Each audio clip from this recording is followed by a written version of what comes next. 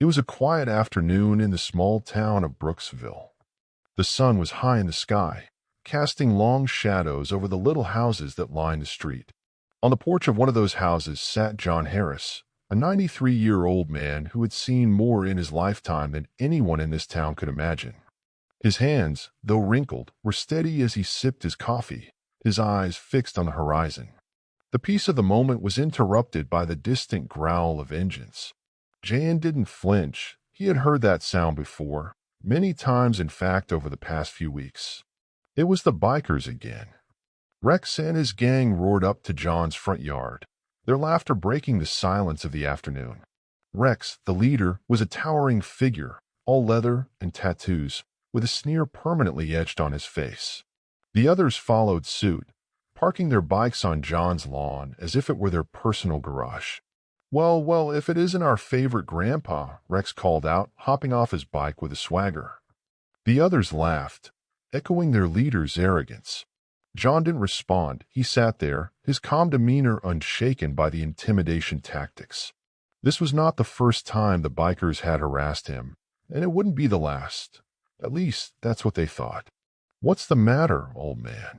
Cat got your tongue?" Rex taunted, stepping closer. He knocked John's coffee cup from his hand, watching it shatter on the porch. John looked at the broken cup, then back at Rex, his eyes cold but composed. "You've had your fun. Now leave." "Oh, we're just getting started," Rex said, leaning in closer. "What are you going to do about it, old-timer?" "Call the cops." "Go ahead. I'll be out in an hour tops." John's eyes didn't waver. "I'm not calling the cops." Rex paused for a second, confused by John's calmness. "Yeah? Then who are you going to call?" John stood up slowly, his joints creaking as he rose to his full height, still taller than Rex by a few inches. He reached into his pocket and pulled out an old flip phone. "I want to make one call, John," he said, his voice steady. "And when I do, you're all going to wish you never set foot on this lawn." For the first time, Rex faltered but quickly covered it with a laugh. "Yeah, right. Who are you going to call?" "Ghostbusters." John's eyes narrowed, and with a simple push of a button, the phone began to ring. As the phone rang in John's hand, Rex's laughter echoed around the yard. The bikers joined in, amused by the audacity of the old man. They had been pushing him for weeks, vandalizing his property, harassing him in the streets, and no one in the small town dared to stand up to them. Why would today be any different? But something in John's demeanor unsettled Rex. Despite his confident facade, a small voice in the back of his mind warned him to tread carefully. There was something about the way John held himself, unshaken, resolute, that didn't fit the image of a frail, helpless old man. "Old man, your bingo buddies," Rex taunted, stepping closer. "Let me guess, they're coming to scare us off, right?" John didn't reply.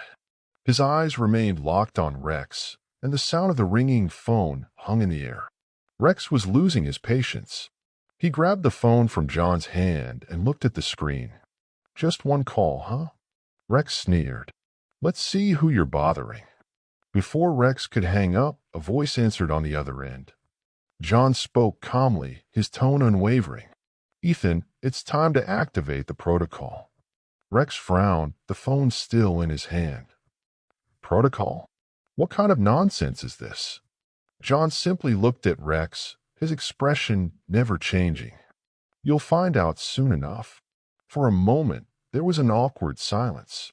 Rex tossed the phone back to John, trying to regain control of the situation. "You're just an old man with nothing left. I don't care who you think you are. We run this town now." John remained unfazed, his calm gaze making Rex increasingly uneasy. The bikers were still laughing, but their leader wasn't as sure of himself as before. There was something about the old man's confidence that bothered him, and he didn't like it one bit. "Come on, let's get out of here."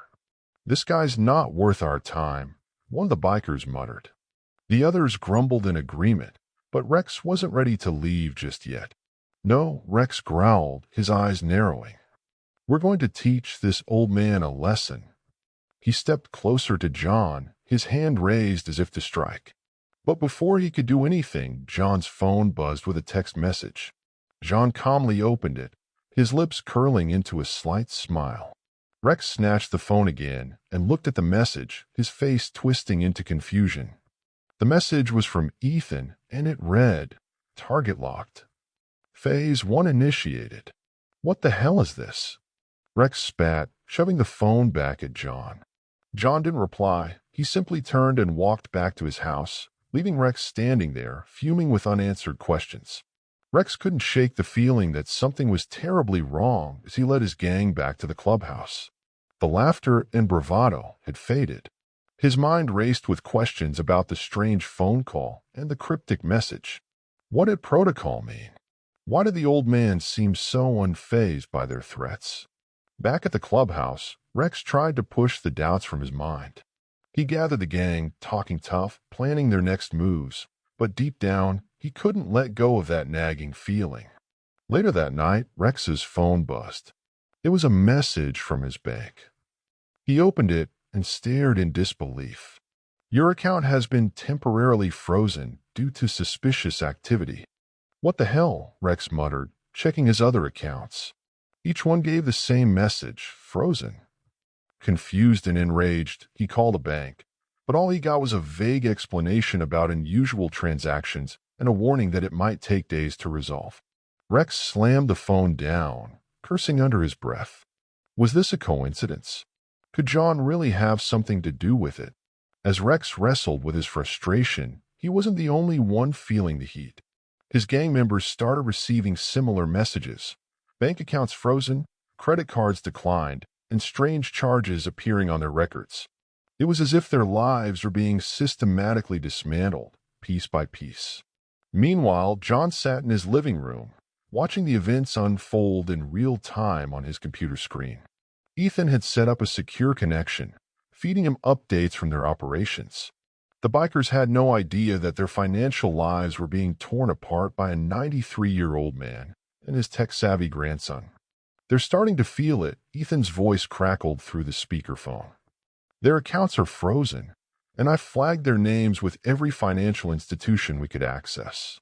By tomorrow, they won't even be able to buy a cup of coffee without raising red flags."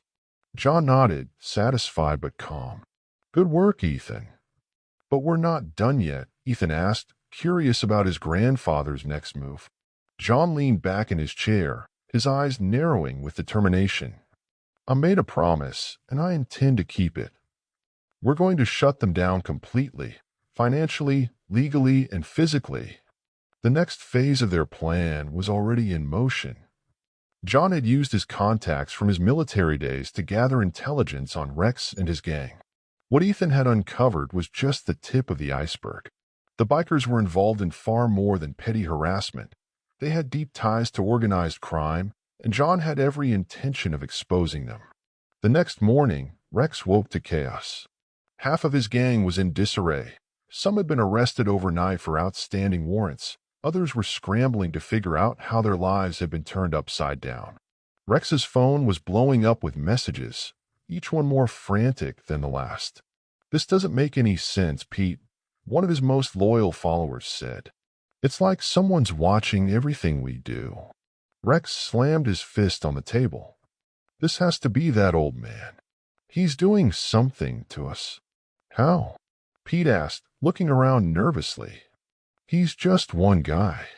Rex didn't have an answer, but he was determined to find out. He wasn't about to let some old man ruin everything he had built. "Get the bikes ready," Rex ordered. "We're paying him another visit." As they prepared to leave, a convoy of unmarked cars pulled up outside the clubhouse. Men in suits stepped out, flashing badges. "FBI." "Stay where you are." Rex froze. He had known his gang was involved in illegal activity, but he never expected it to come crashing down like this. As he was cuffed and led away, his mind raced back to John's words, "You're all going to wish you never set foot on this lawn." As Rex was being taken away in handcuffs, his mind raced. This couldn't be happening. Just hours ago, he was the one in control, terrorizing the town with his gang, untouchable by the locals or law enforcement.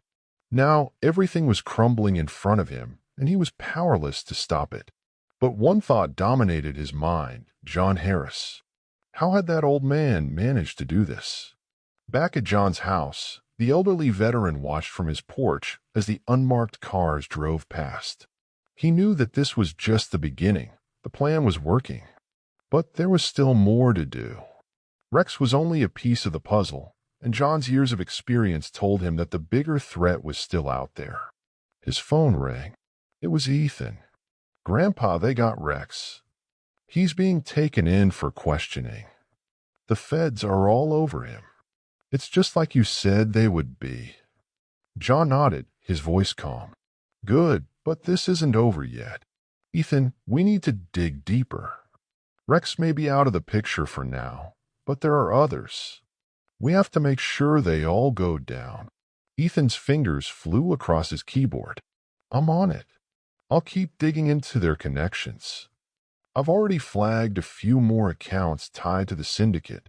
John's eyes darkened. "Don't stop until we have everything. I want every last one of them taken down." Later that evening, John sat in his study, staring at a photograph of himself and his old military unit. The picture was worn and faded, but the memories were as sharp as ever. These were the men he had fought beside, the ones who had trusted him with their lives. And now, decades later, some of those same men were still by his side, albeit in different ways. He picked up the phone again, this time dialing a number he hadn't called in years. After a few rings, a familiar voice answered. "John Harris." The voice said, "It's been a long time." "Too long, McCaffrey," John replied, recognizing the voice of his old commanding officer. "I need a favor." There was a pause on the other end. "What kind of favor are we talking about?" "The kind that involves taking down a criminal syndicate," John said bluntly. "I've got the intel, but I need the manpower," McCaffrey chuckled. "You always did know how to dive straight into the deep end, didn't you? Send me what you've got. I'll mobilize my contacts, and we'll make sure this thing gets shut down for good." John felt a sense of relief. McCaffrey was one of the few men he could trust to handle something of this magnitude, and with his influence in government and military circles, John knew they had a fighting chance to not only stop the bikers but also dismantle the larger criminal organization behind them. Meanwhile, in a nondescript office building hundreds of miles away, a man sat behind a large desk reviewing a file. His name was Victor Lang. He was one of the most powerful men in the criminal underworld. He had connections in almost every major illegal enterprise, and his influence reached far beyond local gangs like Rex's. But now something had come across his desk that concerned him. The file in front of him contained detailed reports of arrests, financial freezes, and FBI investigations, many of which were directly tied to Rex's gang. This kind of attention was bad for business. It was clear that someone had interfered, someone who had resources and the ability to take down an entire operation in a matter of days. Victor picked up the phone and made a call. "We have a problem," he said. "I need you to find out who's behind this. I want them dealt with quietly." The voice on the other end simply replied, "Consider it done." Victor hung up the phone and leaned back in his chair, his mind already calculating his next moves.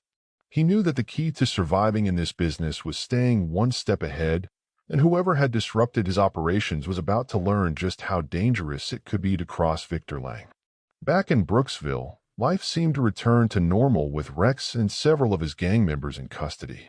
The town felt a renewed sense of peace, but John knew better. This was only a temporary reprieve. The real battle was just beginning, and he wasn't about to let his guard down. One afternoon, as John sat on his porch, Ethan pulled up in his car, a laptop in hand. He had been working nonstop, tracking down every lead, every loose end connected to Rex's operation, and now he had something to show his grandfather. "Grandpa, you need to see this," Ethan said, setting up the laptop on the porch table. John watched as Ethan pulled up a series of files, each one detailing bank transfers, shell companies, and offshore accounts. It was a web of corruption and criminal activity that reached far beyond what they had initially suspected.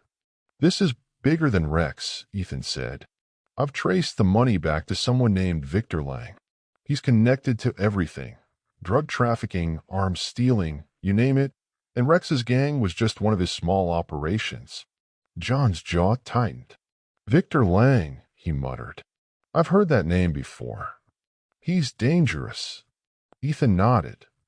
I've already flagged his accounts, but he's got too many layers of protection. We're going to need more than just hacking skills to take him down. John's mind raced. Victor Lang was no small-time criminal. He was a mastermind, someone who had built an empire on illegal activities. Taking him down would require more than just freezing accounts.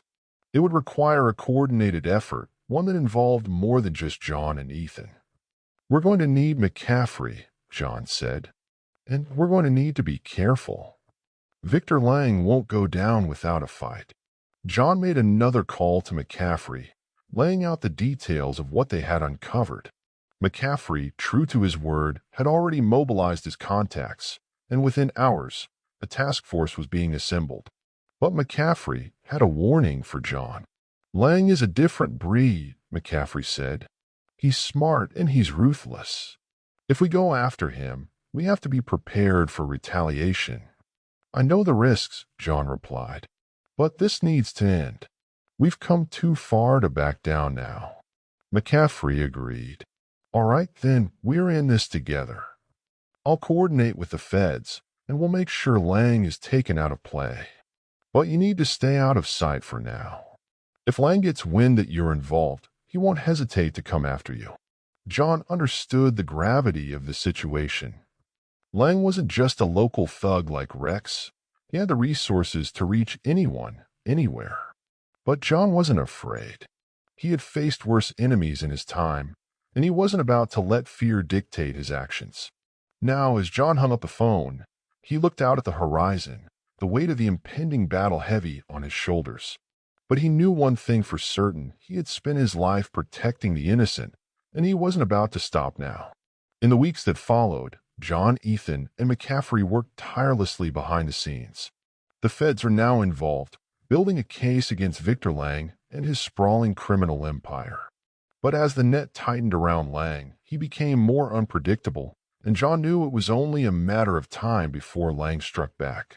Ethan had been monitoring all digital channels, and one evening, something troubling appeared on his radar. A private message, encrypted but traceable, sent to one of Lang's top lieutenants. The message contained John's name and a chilling set of instructions. "They know it's you, Grandpa," Ethan said, his voice tense as he showed John the message. "Lang's order to hit. They're coming for you." John remained calm, though he felt the weight of Ethan's words settle over him. This was no longer about a battle of wits or strategy. This had become personal. Lang's men were ruthless, and they wouldn't hesitate to kill to protect their boss's empire. "Then we'll be ready," John said, his voice steady. "It's time to go on the offensive." As night fell, John prepared his house for what was to come. He had been in more dangerous situations before, but this time it was different. He wasn't just defending himself. He was protecting Ethan and the town from a man who had no limits. John's years of military training kicked in, his mind sharp and methodical. Ethan watched as his grandfather set up various security measures around the house: hidden cameras, alarms, and makeshift traps that could slow down anyone attempting to break in. "Are you sure we're ready for this?" Ethan asked, his concern growing. "We don't have a choice," John replied. "Lang's men won't stop until they finish the job, but they've underestimated us." Ethan nodded, trusting his grandfather's judgment. Though the tension in the air was palpable, every shadow outside seemed to move, and every sound felt like a warning of the impending storm as they waited for the inevitable. John received a call from McCaffrey. "The task force is moving in on Lang's operations across the country, and we've already taken down several key players, but Lang himself remains elusive. His location is still unknown." "We're close," McCaffrey said, "but you need to hold tight. Don't engage unless you have no other choice. We'll take care of Lang." "I'm not one to sit and wait," John replied, his tone firm, "but I'll do what I have to." McCaffrey understood. John had always been a man of action, but this situation required caution. The last thing they needed was for John to get caught in the crossfire. As the call ended, John and Ethan heard the faint sound of motorcycles in the distance. The bikers were coming. Just as Lang had ordered, the roar of engines grew louder, and soon the headlights of motorcycles appeared at the edge of John's property. It was clear that Lang had sent some of his best men, hardened criminals who had no qualms about doing whatever it took to eliminate their target. John and Ethan watched from inside the house as the bikers parked their bikes and approached. They moved with confidence, expecting an easy job. After all, they were dealing with a 93-year-old man and his grandson. How hard could it be? But John had other plans. As the first biker stepped onto the porch, a hidden alarm was triggered, alerting John to their exact position. With a swift motion, John activated a series of security measures. Lights flashed on, alarms blared, and a high-pitched screech filled the air, disorienting the attackers. "Stay low," John whispered to Ethan as they moved to a more secure position inside the house. The bikers, now thrown off balance, tried to regain their composure, but John's traps had been carefully set. Within moments, two of them were caught in snare-like devices that immobilized them. The leader of the group, a hulking man named Snake, wasn't so easily deterred. He barked orders to his men, smashing through the door with a crowbar. But as he entered the house, he was met with a different kind of resistance. John stood waiting, his old military-issued shotgun in hand, aimed directly at Snake. "This is your last chance to walk away," John said, his voice calm but commanding. Snake sneered, unfazed by the sight of the elderly man. "You think you can take me, old man?" John's eyes didn't waver. "I've taken down worse than you."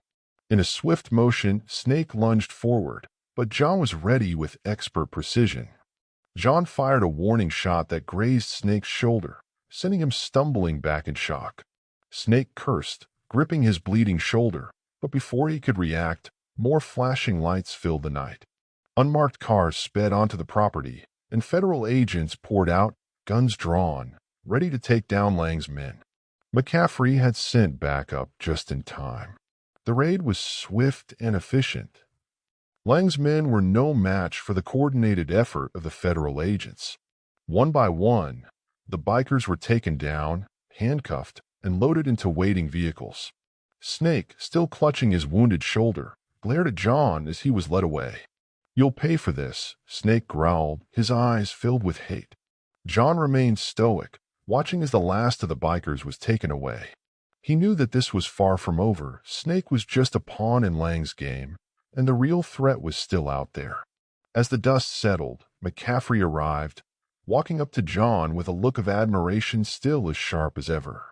"I see," McCaffrey said, clapping John on the back. "Old habits die hard," John replied with a small smile. "But this isn't over yet." McCaffrey nodded. "We're closing in on Lang. We've already seized millions of dollars in assets and shut down several of his operations, but we still haven't located him." John's expression hardened. "He'll come for me. I know he will, and when he does, I'll be ready." As John and Ethan sat in the aftermath of the raid, there was a sense of temporary relief. The immediate danger had been neutralized, but the looming threat of Victor Lang still hung over them like a dark cloud. Ethan looked at his grandfather, admiration in his eyes. "How did you know exactly what to do?" John chuckled softly. "Years of experience, kid. You learn to be prepared for anything." But as they sat there, Ethan's phone buzzed with a new message. His face paled as he read it. "What is it?" John asked, sensing the sudden tension. Ethan turned the phone toward his grandfather, showing him the message. It was from an unknown number, and it contained only 3 words: "I'm coming." John stared at the message on Ethan's phone. He had expected this, but it didn't make the threat any less real. Victor Lang was not a man to be taken lightly, and now John knew that Lang would stop at nothing to eliminate the man who had dismantled his empire. But John wasn't afraid. He had faced worse odds before, and if Lang wanted a fight, he would get one. "We need to prepare," John said quietly, his mind already calculating their next moves. Ethan's fingers flew across his laptop. I'm tracing the message. If I can figure out where Lang is hiding, we might be able to stop him before he reaches us. John nodded, appreciating his grandson's quick thinking. Do it, but stay focused. Lang's going to be more dangerous than ever. As Ethan worked, John made another call to McCaffrey. They needed to coordinate a final strike on Lang before he could retaliate. Time was running out, and John knew that their window of opportunity was closing fast. Hours passed, and tension hung thick in the air. Ethan's screen blinked as the trace narrowed in on Lang's location. Got him, Ethan said, his voice tight with anticipation. He's holed up in an old warehouse outside of town. It's heavily guarded, but we have a shot at taking him down if we move fast. John picked up his shotgun, his face set in determination. Then let's end this. McCaffrey's team was ready to move. They had mobilized agents and planned a coordinated strike on Lang's hideout, but John wasn't about to sit this one out. Despite his age, he knew that his experience and instincts were needed in the field. As the team approached the warehouse, John and McCaffrey rode in the lead vehicle. They knew this would be the final confrontation. Either they would take Lang down, or Lang would destroy everything they had worked for. The strike team moved in silently, surrounding the warehouse. The air was thick with anticipation, every creak of the building heightening the tension inside. Lang's men patrolled, unaware of the ambush that was about to hit them. John and McCaffrey exchanged a brief glance, their years of friendship and camaraderie shining through. They had been in battles like this before, but this one felt different. This was personal. As the team breached the warehouse, chaos erupted. Lang's men opened fire, but the federal agents were well prepared. The firefight was intense, with bullets flying and shouts echoing through the cavernous space. John moved through the chaos with surprising agility, his military training taking over. He made his way toward the heart of the warehouse, knowing that Lang would be there waiting. John found Lang standing in a dimly lit room, surrounded by monitors and papers. The crime boss was calm, almost eerily so, as if he had been expecting John all along.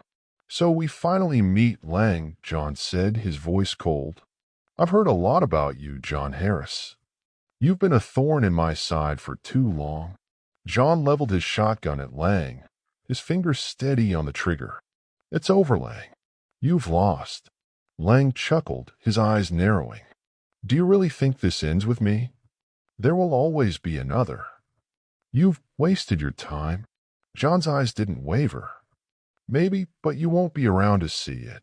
Lang's hand moved toward a gun on the desk, but before he could grab it, John fired a single shot. The blast echoed through the room, and Lang crumpled to the ground, defeated. John stood there for a moment, his heart pounding in his chest. The battle was over, but the weight of it all lingered in the air. The aftermath of the strike left a sense of relief, but also a lingering tension. Victor Lang was dead, and his empire had been dismantled, but the scars of the battle would remain. McCaffrey's team swept through the warehouse, rounding up the last of Lang's men, while John and Ethan finally took a moment to breathe as they walked out of the warehouse together.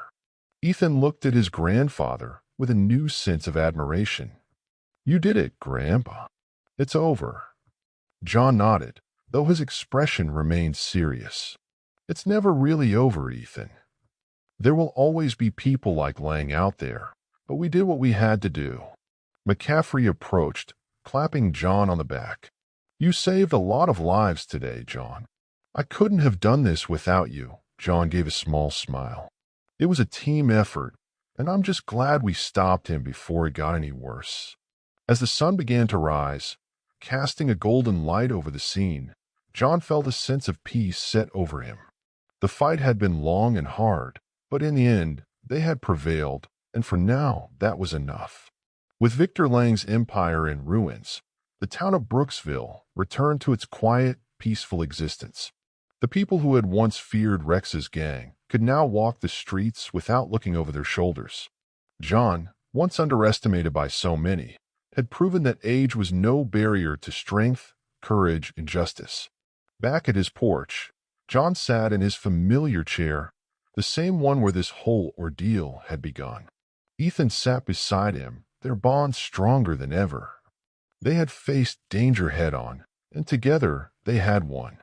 But as John gazed out at the horizon, he knew that this wasn't the end.